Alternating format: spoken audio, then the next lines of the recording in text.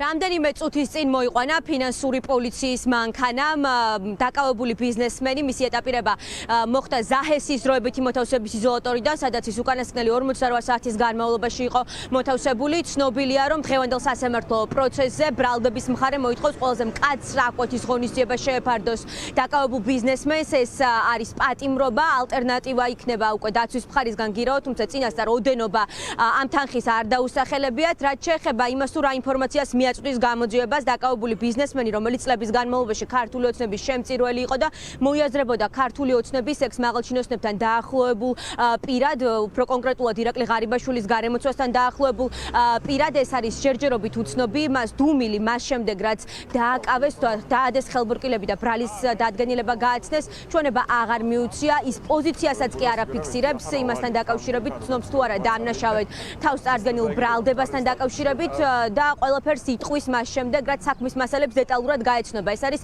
პოზიცია, რომელიც პროცესის დაწყებამდე ჩვენ ადვოკატმა დაგვიფიქსირა. ერთადერთხელ არის გამოკითხული აღნიშნული ბიზნესმენი აღნიშნულ საქმესთან დაკავშირებით, მაშინ მას მოწმის სტატუსი ჰქონდა, სწორედ ამ ჩვენების შემდეგ დაადეს უკვე ხელბურკილები და ჩვენების დროს როგორც დღეს გაირკვა, დაისვა ძალიან ბევრი კითხვა. მათ შორის ჩვენ დღეს ვკითხეთ ადვოკატს, კითხვები იყო თუ არა კონკრეტულად ირაკლი ღარიბაშვილთან დაკავშირებით, იმიტომ რომ არსებობს ეჭვი, რომ ამ საქმითაც ყოფილ პრემიერ-მინისტრზე ან მისი გარემოცვის სხვა წევრებზე ცდილობენ გასვლას ახლა საგამოძიებო უწყების თანამშრომლები და ადვოკატმა არ გამორიცხა, რომ დიახ, კითხვები სწორედ დაისვა ირაკლი ღარიბაშვილის ან მისი გარემოცვის შესახებ. შეგვიძლია მოვისმინოთ განცხადება, რომელიც პროცესის დაწყებამდე რამდენიმე წუთის წინ გააკეთა ადვოკატმა.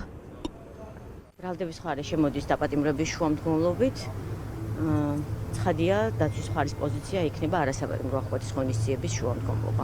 ოდენობის თქმა შეგიძლიათ წინასწარ? არა, გირაოს ოდენობის თქმა წინასწარ. საქმის მასალები აინტერესებდა, რამდენადაც შესაძლებელი იყო საქმის მასალებს გაეცნო, მეც გავეცანი საქმის მასალებს. არაფერს არ უკავშირებს, რაც შეეხება პოზიციას, არ შეცვლა მისი პოზიცია ისევ არ აფიქსირებს პოზიციას. მოწმის სახით გამოკითხულია, თუმცა ბრალის წარდგენის შემდგომ არ დაუფიქსირებიებს უბრალოდ. მოწმის სახით გამოიკითხა, სანამ დააკავებდნენ. ვერ შევალ საქმის კითხვები, დაისვა მრავალი კითხვა. ნახეთ, დაისვა მრავალი კითხვა, რასაც გასცა პასუხი ვლადიმერ სტეფანიანმა, საქმის მასალების განხილვაში ვერ შევალ. ვლადიმერ სტეფანიანს უკანონო სამეწარმეო საქმიანობას და დიდი ოდენობით უკანონო შემოსავლის ლეგალიზებას ედავებიან. მას დანაშაულის დამტკიცების შემთხვევაში 12 წლიანი პატიმრობა ემუქრება. ახლა მთავარი კითხვა არის სწორედ ის და არღვევს თუ არა დუმილს და მისცემს თუ არა ჩვენებას ქართული ოცნების იმ მაღალჩინოსნების წინააღმდეგ, რომლის წინააღმდეგაც ჩვენების მიცემა შეიძლება მისთვის შემამსუბუქებელი გარემოება გახდეს.